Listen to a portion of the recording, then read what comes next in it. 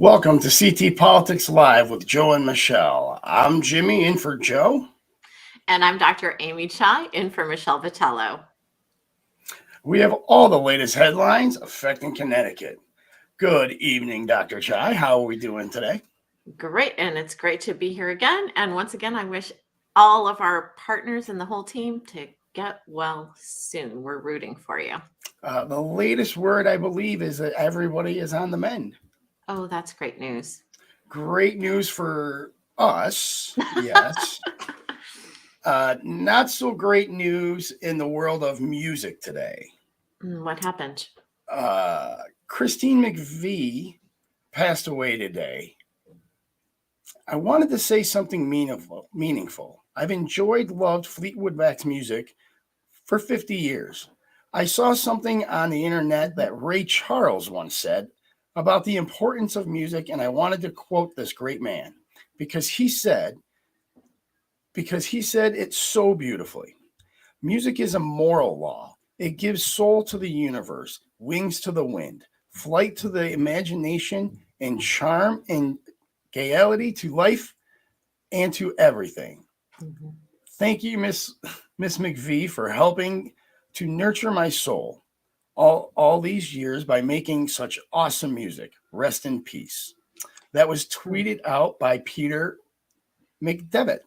Yeah, I know there's a lot of people who are sad to hear this news today about Ms. McVie's passing, and we extend our deepest condolences to her family and to all of us, her fans. That was such a great band, such great music. It was a couple years back, I believe, but they were talking about a reunion tour. Oh my goodness. Yes. And because her and I think it was her and Mick Fleetwood were not on the best of terms, but I think they were going to try to put all that behind them, come out for a reunion tour. It didn't happen. But and now obviously it won't. But sad day in the music world. It's sad. Yeah, Fleetwood Mac was a great band. It really was, as one of the greatest in my opinion. It was just great music. All right, moving on to Connecticut now. Ansonia GOP calls for Cara Rochelle's resignation. Valley Democrats show support. The chairman of the Ansonia Town Republican Committee calls on State Rep Cara Rochelle to resign after court testimony reported Tuesday by the CT Mirror, alleged that Rochelle was intimately linked to corrupt Politico Michael DeMassa. The person who arranged for her to be paid $5,000 is a consultant to the city of West Haven. The residents of the 104th deserve better and call for her immediate resignation, Anthony Mamone, the chairman of the Ansonia Republican Town Committee, said in a statement to the Valley Indy.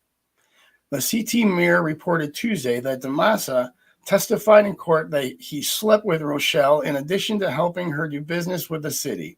The Valley Indy reached out to Rochelle for a response. Rochelle issued a written statement to the Valley Indy on Wednesday saying she will continue to represent the people of Ansonia in Derby and Hartford. She said she assisted in the DeMassa investigation and did not elaborate. The evidence of corruption that has been presented at this trial is disgusting. I was proud to assist this investigation and continue to be proud of my work on behalf of firefighters. I reject any suggestion, as has the Department of Justice, that I did anything improper in that work, and I will not stand by while politically motivated gossips use the oldest sexist trope in the book to attack me, she said. Instead, I'll continue to work every day on behalf of my constituents and the issues that matter to them. Well, all I can say is only $5,000. Come on. Yeah. There's a self-respect issue going on there. Maybe a little dignity problem. I don't. Well, they say that politics is the second oldest profession. And I think that all of the corruption in the state of Connecticut, it's just, it's just one more evidence of the corruption and the personal ties, the nepotism, the money that exchanges hands, the corruption, especially in West Haven. It runs deep in this state, and I think the reason it runs deep in this state is really because we have such a single party grip on control. So I think what happens is that we actually lose checks and balances in this situation. So I got into politics, like really into politics, during the Bill Clinton, Monica Lewinsky scandal. Really? I did. That's really what I don't know why that kind of got me in. Yeah, poor Monica. Wow. Oh, yeah. wow, right? Yeah. But ever since then, and then looking back through history and biographies and autobiographies, infidelity is just kind of one of those things that I think everybody expects, right? Wow. I really do, because you know what? Here's my evidence of that. Everybody knew about JFK and Marilyn Monroe. Nobody cared. It was celebrated. Well. Do you know what I'm saying? So I kind of figured like that's kind of baked into the cake when it comes to politics. Or maybe it just pops out. Maybe it just pops out of the cake. Maybe, okay. Yeah, right. The difference is somebody's getting paid this time. So let's talk about Ned Lamont next. And he attended an economic development summit at Yale. And the summit focused on finding workers. And this is from the New Haven Independent by Paul Bass. And it was a standing room only Connecticut Economic Development Summit. And it took place at the Yale School of Management, where hundreds of business leaders and policymakers attended the series of speeches and panels organized by the state's Development of Economic and Community Development. It was a follow-up to the election season cheerleading summit that was held in the same spot in September to highlight all the new companies and jobs that had come to Connecticut and improved in state finances since Ned Lamont became governor. So New Haven Mayor Elicker had come up and urged the state to follow his city's lead in seeking inclusionary growth in crafting its plans. Inclusionary growth. So his idea of inclusionary growth is that our model works. We are a city that welcomes everyone. So he ticked off a string of recent groundbreakings and ribbon cuttings in town on projects ranging from rebuilding the old Coliseum site to Beulah Land's Dixwell project. He spoke of how Concat's upcoming Dixwell Plaza remake will be a, quote, game changer, unquote. I just cringe, he said, at what Yale would be if not for the city of New Haven. New Haven's Alexandra Dahm, who's the incoming state economic development commissioner, is in charge of what's next. Told attendees officials were looking Tuesday for help with issues that we have the right to keep up the momentum. So Dahm noted that 100,000 jobs are currently open in Connecticut, waiting for people to fill them. The governor echoed that point in an address to the forum, and he called filling those 100,000 positions, connecting people to nursing and infotech and welding positions that in some cases start as up to $70,000 a year jobs. He called that his priority 1, 2, and 3. He wanted to make sure the electric boat gets laser welders, and I know laser welders are in short supply. And otherwise, the submarine will be built somewhere else. Shelena Peterson, who's an owner of a pandemic-spawned company called Orchid Maids Cleaning Service, had 2 suggestions for filling those 100,000 jobs and future ones that will open up. First of all, she said, we need more targeted higher education and also training programs. And the second thing she said was immigration reform. So hiring has been a big issue, and she doesn't have a magic wand to fix it. She's raised her wages, and she says that she's very flexible with her employees, but she still finds it an issue to get employees that are willing to work. So one of the things that she said was that immigration is really a problem.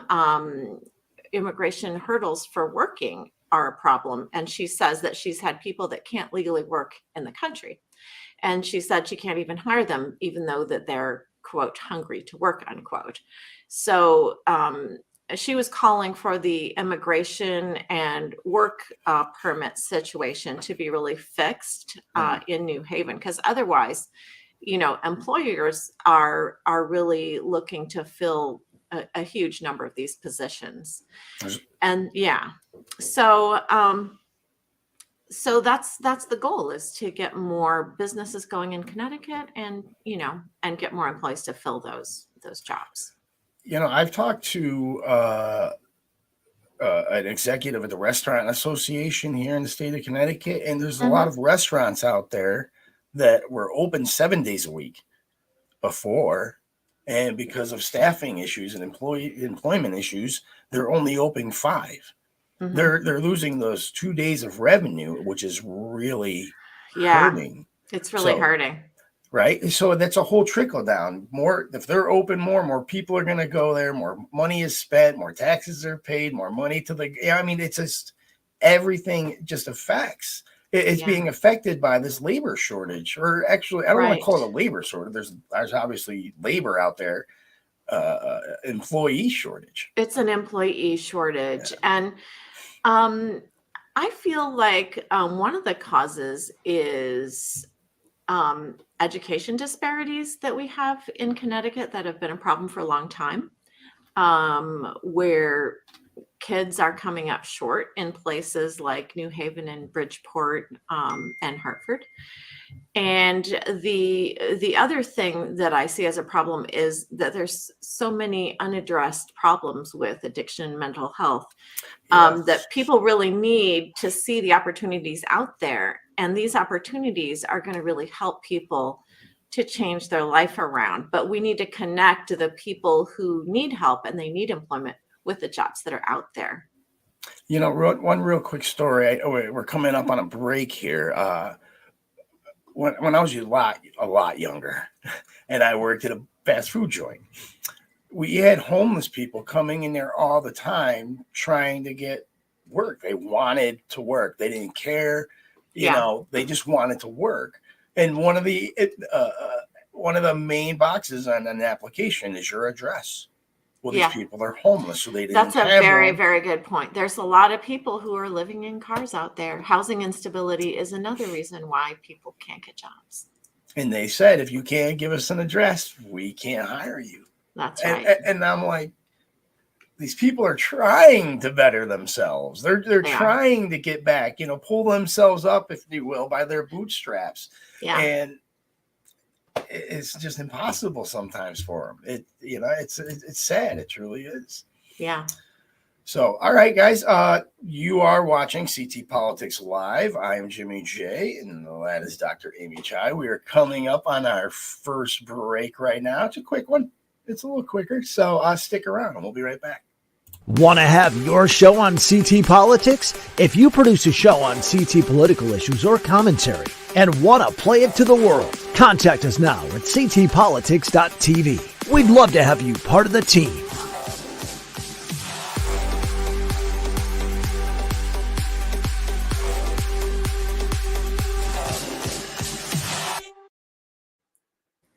Welcome back to CT Politics Live. Before we get into our next story, I just wanted to give us a little update on the weather tonight. It'll be clear to partly cloudy tonight. It's going to be a low of 26 degrees. We're going to get a little chilly, guys. Are we going to get snow? It doesn't look like we're getting snow. Precipitation possibility, 0. Oh, 0. They almost never say 0. I know, but the update says 0 today. So I was like, all right, cool. No snow. I'm happy with that. I'm okay with that. Me too. Really all righty. Moving on to our next headline. CT House Representative Jim Himes talks about the House committee to release first of its kind documentary on economic inequality.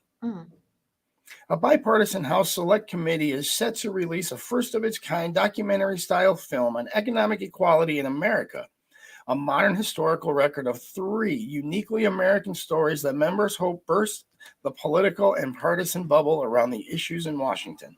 Jim Himes, Democrat from Connecticut, appointed by House Speaker Nancy Pelosi in June of 2020 to chair the Select Committee of Economic Disparity and Fairness and Growth, has spearheaded a novel approach to the traditional state committee assignment, vowing to not only anchor the committee's work outside Washington, but also to create a more lasting and impactful product than yet another moldering congressional report.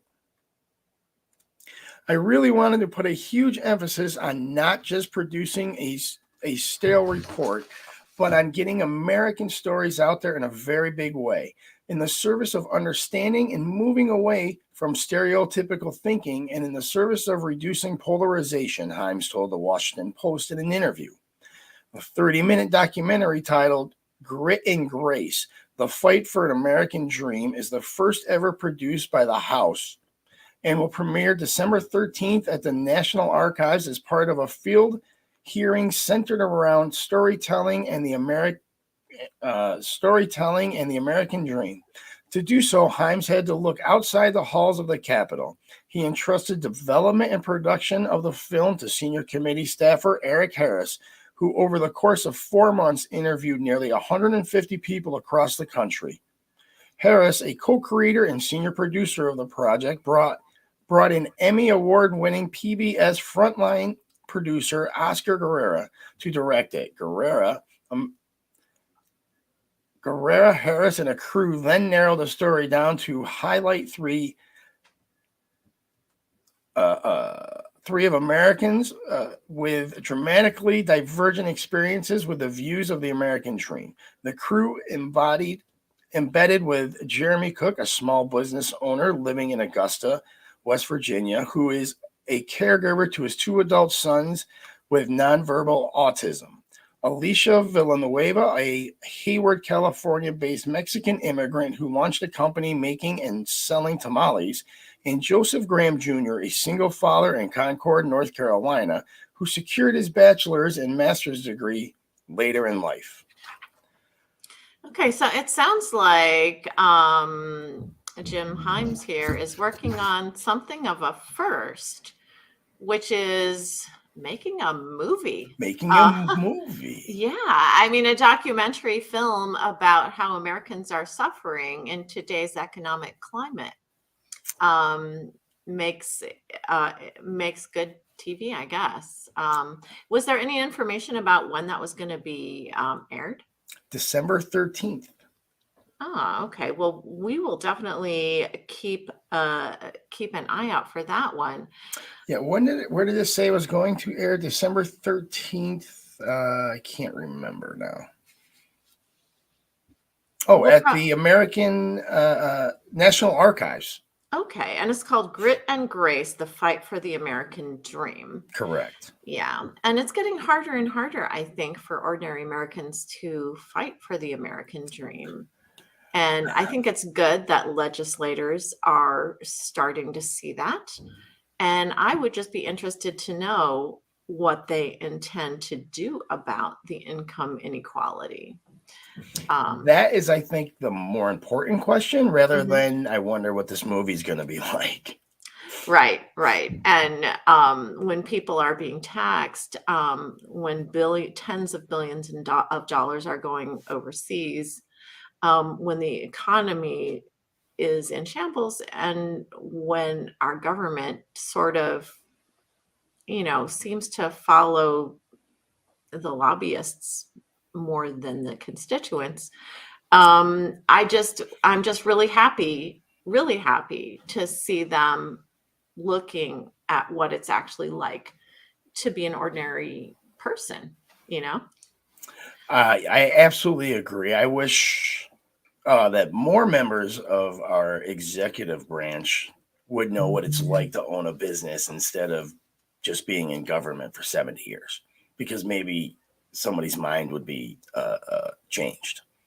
Yeah. And now, especially, and what we're going to be talking about later on, I just want to remind our viewers that coming up in about 10 minutes, we're going to be talking about the Connecticut Citizens Co-op for heating oil. And right now, this winter, the whole heating oil costs is a huge issue for a lot of people, because it's not like we can increase our paycheck enough to cover the increases in heating oil. So what can we do? So stay tuned for that at coming up. I think you're going to be really very interested to hear what they have to say. Oh, absolutely. I am. I know that. Yeah, I'm very excited to hear our guests later on today. So Connecticut Ford dealers are facing an ultimatum. Either spend thousands on charging stations and agree to fixed pricings, or stop selling electric vehicles. And this is from the CT Insider by John Moritz. After selling Ford cars for nearly 4 decades, Rob Lombard has until Friday to decide whether his Barkhamsted dealership will follow the famed American automaker onto the frontier of the electric vehicle market or not. Lombard is no stranger to EVs, having sold Ford's first all-electric model dating back to 2011 and even installing 2 charging stations in his lot. Now, however, the company has given Lombard and its other franchise dealers across the country a choice of investing hundreds of thousands of dollars in new high-powered chargers and agreeing to ditch any haggling in favor of fixed prices on EVs in order to continue selling Ford's growing electric lineup. And that includes the much anticipated F-150 Lightning. Dealers who decline to meet these requirements will revert to selling only traditional gas-powered models. As a dealer, I bleed blue. Everything I do is with the Ford Motor Company, Lombard said. This particular program just again threw us dealers a curveball, and now it's up to us to mull it over and make a decision for ourselves. The ultimatum stems from Ford's decision earlier this year to split into 2 separate businesses, one focused on internal combustion engines and the other, Model E program, dedicated solely to electric vehicles. In September, the company announced that starting in 2024, it will require any dealers selling electric vehicles through the Model E program adopt a specific set of requirements and investments in charging infrastructure, according to Inside EVs, a website covering the electric market. At the most basic level, Ford is requiring dealers to invest about $500,000 for at least 1 new charging station, though these dealers will be limited in how many EVs they can sell. A full commitment with no limit on sales will require an investment of up to $1.2 million. There we go. That's a lot. Ford initially gave dealerships until the end of October to decide whether they would commit to the program or forego EV sales before relenting and giving dealers 5 additional weeks, and they need to decide by December 2nd. Lincoln, Ford's luxury brand, gave its dealers until December 15th to decide on a similar set of commitments. Dealers who opt out of the EV market will be allowed to reconsider that decision beginning in 2026. Across Connecticut's 28 Ford dealerships, there are mixed feelings about what to do with Ford's ultimatum, said Jeff Iosa, a board member for the Connecticut Automotive Retailers Association, which represents the franchisees. While a $1.2 million investment may prove worthwhile for a dealer that sells thousands of cars every year, Iosa said that those same requirements may simply be out of reach for smaller dealers that sell closer to 100 vehicles a year.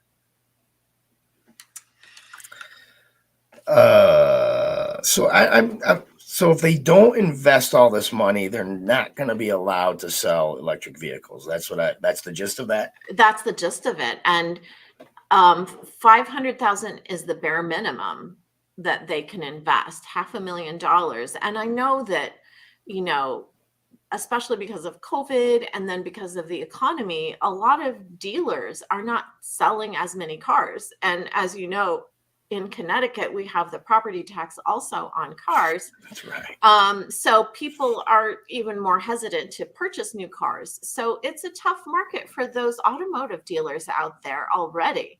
And then to have this ultimatum where they have to put in a $500,000 charging station to be able to even sell any electric vehicles, that's a big ask. That's a very big ad. I got a Ford dealership right down the corner from it. It's like a mile and a half down the road. They're not, going to invest I don't see them investing $500,000. I don't see a lot of cars leaving that lot either. Yeah. The reasons you gave are just, I think we're just spot on. I mean, Yeah. yeah.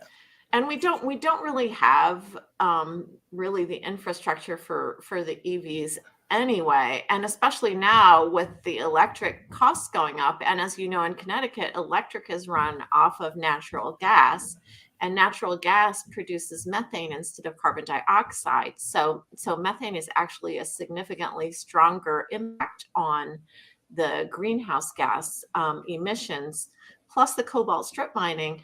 I just feel like it's going to be interesting to me to see what happens with electric vehicles in the future.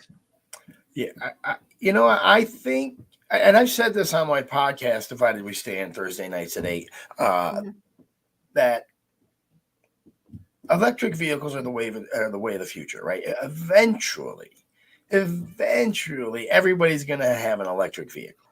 I mean, it's just the way the world works. We had 8-track at one point in time. Now we don't need a device at all. Right. Devices change so fast that it's really hard to keep up. I mean, for me, I have to learn something new every year, just about.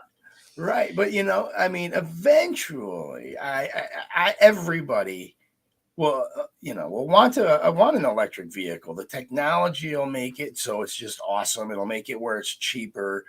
And once the technology catches up, it's just the way natural progression works. Right. And I think what this ultimatum, though, for the Ford dealerships in Connecticut is going to do is it's going to force the lower volume dealerships to be even more low volume. Exactly. Than they already were. And what it's doing is it's sort of consolidating the more successful businesses and possibly shutting out the smaller dealerships. And I think, we see this with a lot of companies across America where the bigger companies kind of gobble up the smaller ones. In medicine, we saw it where physicians couldn't afford the mandatory buy-in for, electronic medical records. And so everybody had to sell their practices. So it's these kind of mandates from the big guys it's really hard for the small guy as far as the small business owner. And, I really wish all the Connecticut automotive dealerships, the best of luck. And I hope they're able to make the decision that works for them. Yeah, well said, Amy. Thank you very much. Hey, you're watching CT Politics Live. We're going to take a quick break. And when we come back, we have our guest for this evening, Rosie Stanko. And we should be also joined by Mark Hudson. Can't wait.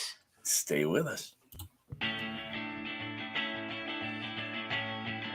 CT Politics TV and the Connecticut Taxpayers Union present On Affordable America with Daniel Kent Newmeyer, Joe Patrina's band Little House, focusing on Connecticut. Now get yourself ready, go cat go. Ooh, yeah. Entertaining and taking an educational look at nonpartisan issues of affordable living in America.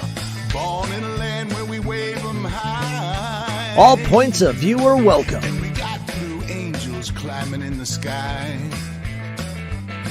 I'm the luckiest guy in America. I'm the luckiest man born in America. Join the Connecticut Taxpayers Union right now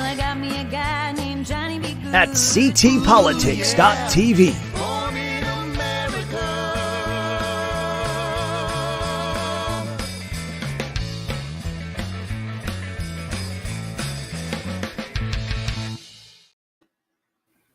All right, welcome back to CT Politics Live. I am Jimmy J, and for Joe Aguirre, that is Dr. Amy Chai, and for Michelle.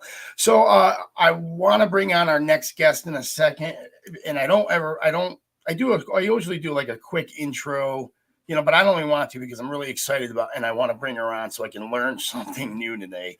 So without further ado, she is the executive director of the Citizens Oil Co-op, Miss Rosie Stanko. Hello, Rosie. How are you doing tonight? Hi, I'm doing well. Thank you. Thank you for Well, having me. welcome. It's great to see you. We have so many questions about the co-op. And I guess our first question is, what exactly is the co-op and what do you do?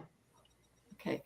Well, this year is our 30-year anniversary, and we are kind of like a buying club for home heating oil. So what people do is they join the co-op. There's a membership to be in the co-op annually. And then we have several oil companies that participate with us, and we put them with one of our participating companies, and then they get a discount on the price of the oil, service contracts, if they do propane, on their tank rentals, and various discounts by being a member of the co-op. So is anyone allowed to join the co-op, or how does that work? Yep, it's open to anyone. The membership fee is $35 a year, or $25 if you're 55 or older. We have a very liberal age for a senior. And there's a one-time $10 application fee, that's all. And people can save, usually it's about 50 or 60 cents a gallon from what they'd pay for full service oil if they were not in the co-op. And then most of the companies give a discount on service contracts, and they do service and cleaning and all the elements of that you would want from your oil company. Rosie, let me be clear. This is the home heating oil, correct? That just skyrocketed on everybody. Yes. And yes. you can save on average 40 to 50 cents. Yes, per gallon. Our prices right now, and they do vary slightly contract to contract, but they're running about $3.90 a gallon right now in the co-op, somewhere in there. You're being awfully modest, Rosie, and I appreciate it. The actual difference between the state average and your average is $1. Wow. And I'll tell you what happens. They when the price goes up, the oil companies keep the price up. Our price is based on the wholesale market of, and so it fluctuates every day. When that market drops, our price drops quickly. And a lot of times the oil companies kind of roll their prices back more slowly. So right now there is a pretty big discrepancy between the average price and our price. That's awesome. I mean, yeah, it's a big savings. We cover all of Connecticut and all of Rhode Island. We basically just are word of mouth. So that's where our customers come from, is members telling members. And we have like over 4,000 people that participate in the co-op. And we're always looking for more. And the more people we have, the better pricing we can get. Right. That makes sense. How many oil companies would you say are participating with you in the co-op? Yeah, we probably have about 15. Several of those also do propane, and then we have a couple more propane companies that do propane only. So, and a lot of the companies, in order to be able to do our contracts, some of them are fairly large companies. They kind of vary in size in terms of how many customers they handle. It's tough for a very small oil company. First of all, we require that they have all their own service people. And then to meet our margins and stuff and the pricing we're trying to give to people, a lot of times a smaller dealer has a hard time being able to, negotiate that and be able to make enough money for themselves. This is oil companies we're talking about. They usually don't do a lot of things when there's nothing in it for them. So what is in it for them? That's a good point. Having worked with oil companies for a long time, it's an interesting dynamic. What's in it for them is additional customers. And even though they're giving a lower price, they have trucks going out into, regions. And if they can sprinkle a few more customers in there, even at a lower price, that's probably worth it. I would say most of the people that join the co-op also get service contracts. And even though they give a discount on those service contracts, they still do pretty well on service contracts. It's like an insurance policy. So more often than not, the person does not need a lot of service calls and stuff. So it's there if you need it, but more often than not, they don't. So they make money on those service contracts as well. And they're still not giving the oil away. They're still making some money off of it. Yeah. From us as well. That's true. That's true. Oh, can you do me a quick favor? I was on your website earlier. Can you tell me what bioheat is? Sure. Bioheat is a mix of vegetable oil and number 2 heating fuel. It is, we have a company, Hale Hill, that we work with. They have the largest portion. They do a 20-80 mix of recycled vegetable oil into their oil. And they do a section of Connecticut. They're not throughout the entire state. Most of the companies at this point have a 595 mix of biofuel. And I'm not sure if the state has regulated that they mix some biofuel in, because we're trying to move towards more sustainable ways of, doing our energy. But the true biofuel is like a 20-80 mix. It's a little bit more expensive, but it is discounted in the co-op. And that's something that people could, check on. So the bio heat oil mixture with the vegetable oil in it, does that burn cleaner, or is it just that it's more of a renewable resource, or is it both? Both those things are true. It does burn cleaner, and obviously, and they do recycled vegetable oil, so it's you're recycling the vegetable oil as well. Like after I cook with it? Yeah. Where do they get it? Where do they get the vegetable oil? Like restaurants and stuff that have fryers and stuff. Okay. Like that. They put it into big tanks as they, get done using it, and then they like pick up those tanks and move it into the recycling or the biofuel like factory. Oh, okay. So after you get your French fries, then you can burn the vegetable oil in your tank with the oil.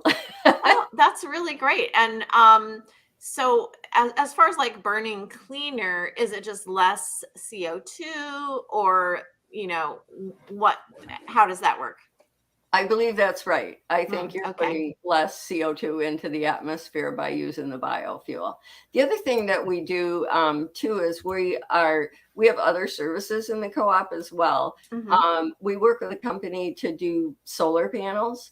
And so that's another thing, that if you're a member of the co-op and you decide to put solar panels on your house, you can get like a rebate from the co-op to do the solar panels once you get them, get that all set up and get them installed. And we give you a $500 rebate on that as well. And there's also like a federal incentive right now to get tax credits on solar panels. So that's another way, especially with the electric rates going up the way that they are going up in Connecticut. Solar is a great idea for people to be able to do something else that really helps the planet, saves them money, and isn't going to be those continued rates that jump up on the electricity all the time. Oh, you guys also help out with other things other than home heating oil, right? It's propane, electricity, insurance. You guys help with homeowners? Yeah, we have discounts on. We work with a company that also works with other companies, so it's a whole network of insurance companies to get discounts on either your homeowners insurance or auto insurance are the two areas. And then we also do work with a company that does home energy audits, which is another thing that people can get through the co-op. That is a great thing to do to see how you can make your house more energy efficient. We have one done at our house, and it made a huge difference. Oh, Huge great. difference. Yeah, So- go ahead. I'm sorry. yeah. Samantha. How many people would you say right now? Well, we're in Connecticut, so we're primarily interested in Connecticut right now. How many people would you say are overall in the co-op, and how many in Connecticut? How many are in the co-op? Yes. How many sorry. consumers are members of the co-op? We have like over 4,000 members that are using either the oil or the propane. Our electricity stuff right now is kind of on hold because Eversource, if you know or don't know, has put in for a huge We rate know. Yes. and I think everyone knows. Yeah. as a result of that, a lot of these third-party suppliers are moving out of the state because they can't compete. It's Oh, really you're kidding. unfortunate Oh, because no. it doesn't leave the consumers with a lot of options in terms of getting a fair electric rate. Oh my goodness. So that's going to make a little bit more of a monopolistic type of Yes. an effect in Connecticut. Yes. Oh my, do you know which ones are moving out? Well, we were working with Public Power and we were working with a company called Spark Energy, and they both are not taking customers in Connecticut anymore. Oh my goodness. Yeah. So That's bad for us. kind of disappointing. Yes, that is very disappointing. I want to talk a little bit about these home energy audits because I've had one of these done. I don't know if you have. Yes, I Amy. have too. Yeah, and I actually have too. Oh, wonderful. It's definitely worth it. Yes, Yeah. there's a charge to it, but it's not exorbitant. But it's like a $50 copay only. It's $50 to have them come and do the audit. oh my is God, wrong? that is. That's a very good price. That's actually less than I paid. You'll make that back in a month or two. Yes. With all the stuff that they do.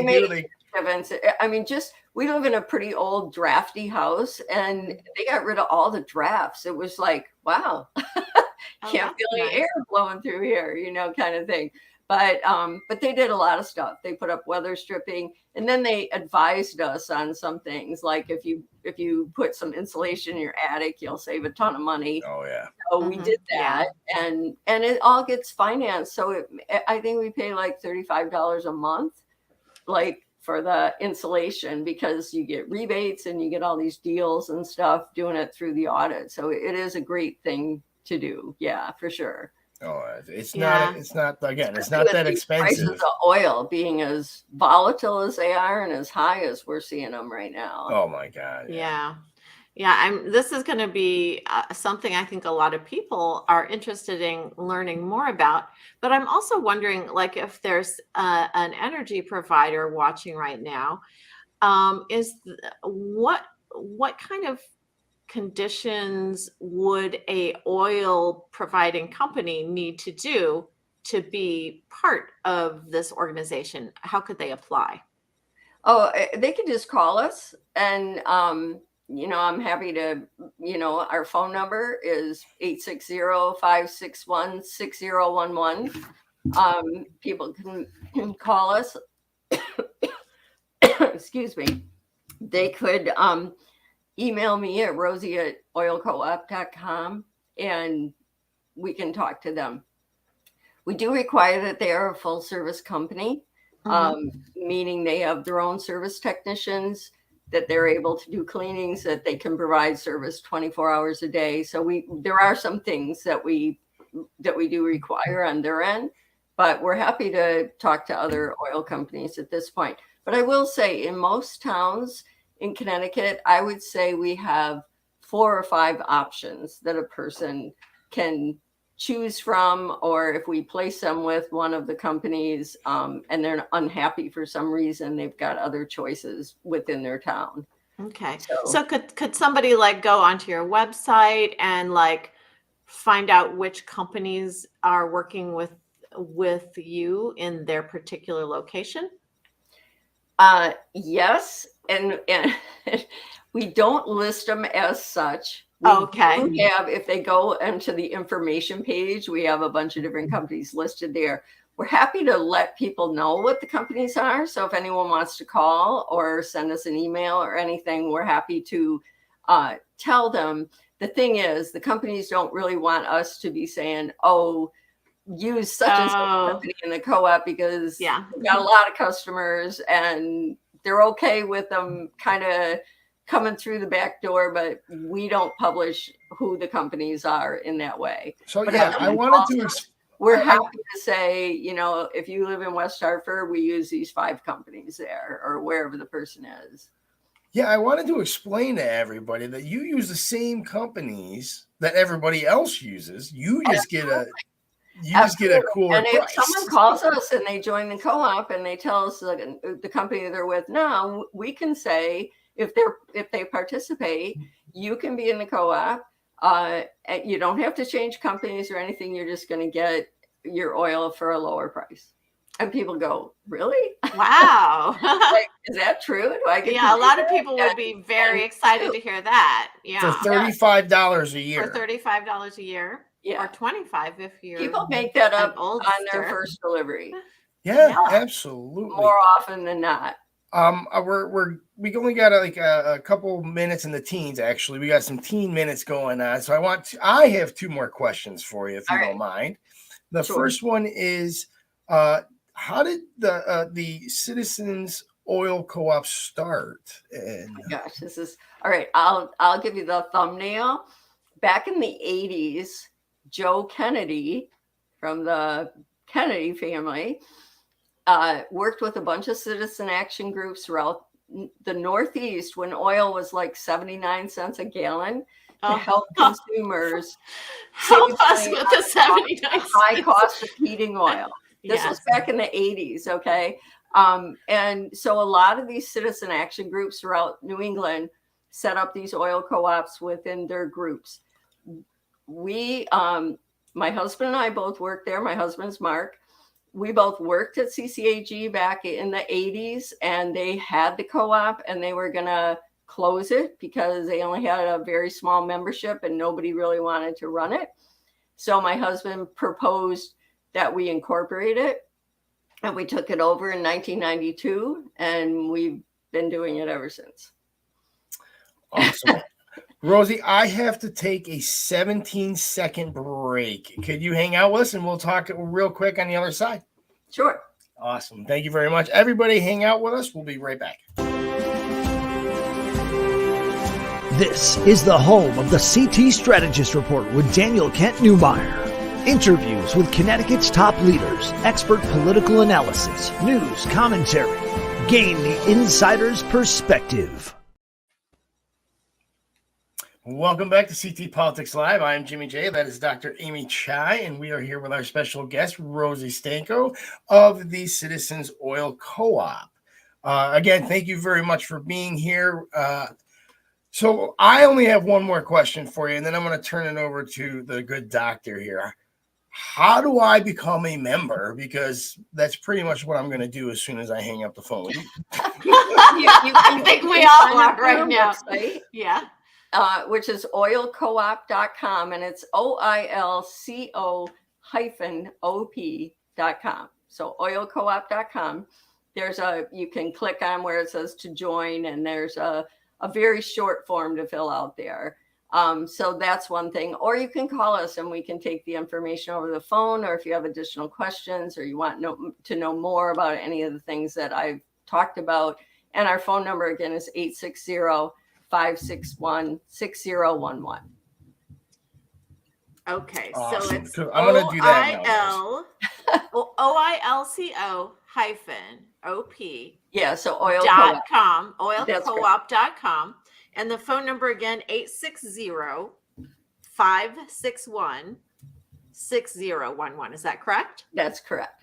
Okay, now And our office hours are just regular office hours. We're here 9 to 5, Monday through Friday. 9 to 5, Monday through But Friday. people can check out our website and they can certainly fill out the little form there. Okay.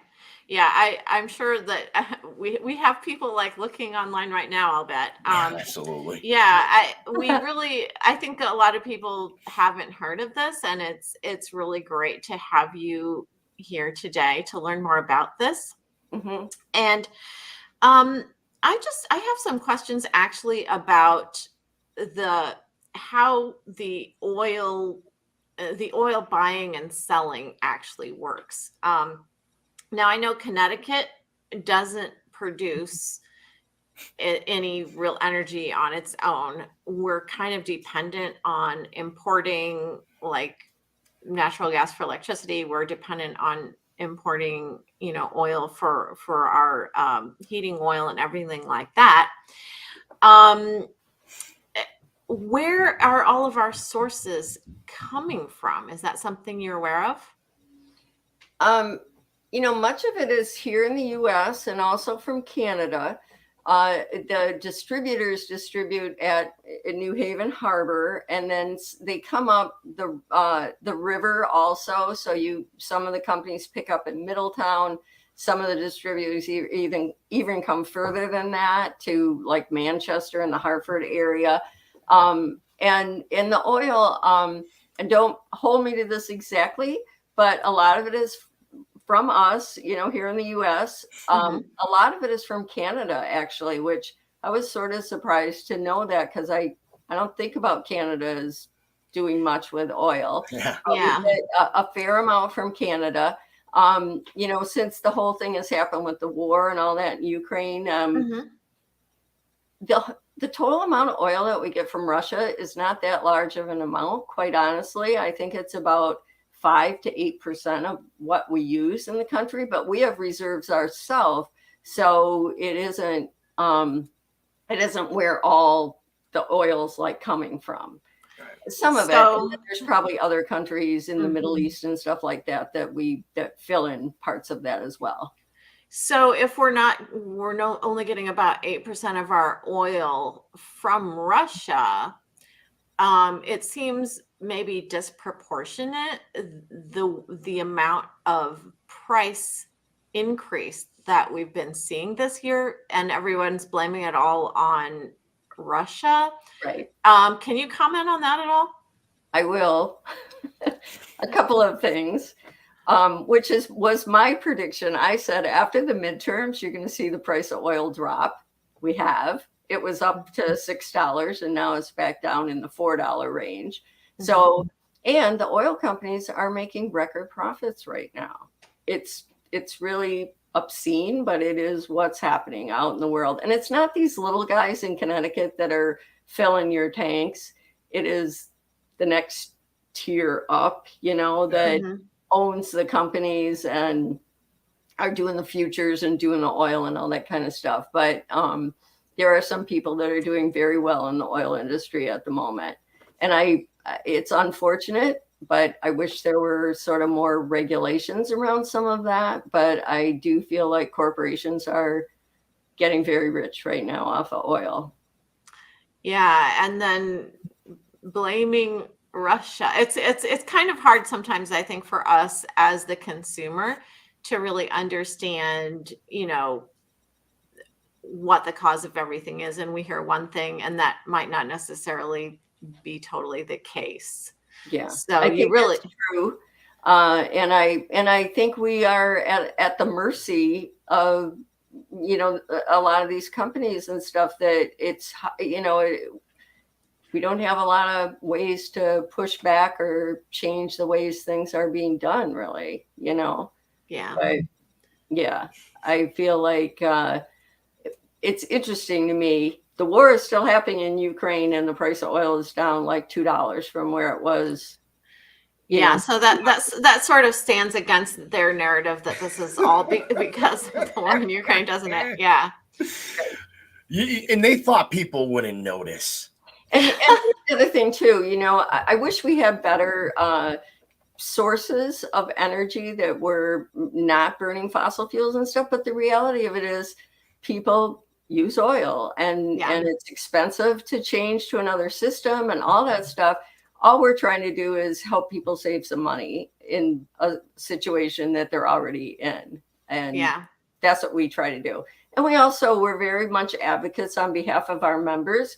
If we feel like they got some kind of raw deal from their company, or they were overcharged for a service call or something, we will go to bat. We will try to, get some kind of justice or some kind of an arrangement for them that really helps accommodate their needs. So we really are consumer advocates. Absolutely wonderful, Rosie. Thank you very much for being here. Anybody out there, if you want more information about the Citizens Oil Co-op, go to www.oilco-op.com. That is their website. You can call 9 to 5, Monday through Friday, 860-561-6011. I believe she said you could email her at rosie@coop.com. Oilcoop.com. Oilcoop.com. Yeah. With a hyphen in it. Yeah. Yes. Okay. So real quick, they're claiming to save you 40 to 50 cents a gallon over the state average. I just checked. They're being modest. It's $1 as of yesterday. So I don't see a downside on this because you're going to make up the $35 a year dues. Probably in your first delivery. Rosie, I have 30 more seconds if you want them. You can say anything you want before we got to let you go. I just want to tell people to call us, join the co-op, save yourself some money. We're easy to work with, and we will be there for you. So thank you so much for having me. Appreciate it. Thank you so much for what you're doing. Both you guys on a sign-up form when I check my email tomorrow Pretty morning. soon, I promise. I'm a male, and I gotta run it by my wife first, but I don't think she's gonna mind. You get a lot of that. Yeah, we all love it. Thank you very much, Rosie. Have a great night. Yeah, thank you so much. Thanks for having me. Night. Wow, that was cool. Yeah, it's such a great idea. And when you think about buying in bulk, or that getting groups together is a great way to make that happen. And just in time for our drop in weather, in temperature that we had. It was kind of balmy yesterday. Right now it's 36 degrees. And when you said there's 0 chance of rain, that sort of lack of cloud cover always tends to make it colder, I've noticed. Yeah, the sky's clear. It's going to be a starry night. 36 degrees. It's probably going to get colder overnight too. So make sure that you're, Bundled got up or your snuggled bundled up. Check on anybody that's a relative. Make sure your pets are indoors and all of those good things. And sign up for the Connecticut Co-op. That's really great news. Co-op sounds really cool. I didn't know that was in existence till tonight. I'm not gonna lie, and now that I do, I'm ecstatic that I know. And I'm gonna show I got it pulled up on my other computer right now, so I'm gonna walk upstairs and show my wife. Yeah, I pulled it up on my cell phone. I'm looking at the website while I'm talking. You see my eyes kind of drifting down. It's like, oh, this really sounds good. I think We I'm gonna do this. literally have 1 minute left. Do you want to say anything about Cara Rochelle? Well, it's hard. It's hard being a woman in politics. You're being nice. I know. Yeah, I know. I'm being nice. All right, guys. Thank you very much for joining us. Get all the latest headlines concerning Connecticut by visiting ctpolitics.tv/headlines-news and follow at CT Politics TV on all social media platforms. That does it for us. We'll be back tomorrow night at 5 p.m. for Connecticut Politics Live. Thank you so much for joining us. I am Jimmy J. That is Dr. Amy. I'm Dr. Amy Chai. See, I said it for myself today. There you go. Thank you very much, guys. Have a great night.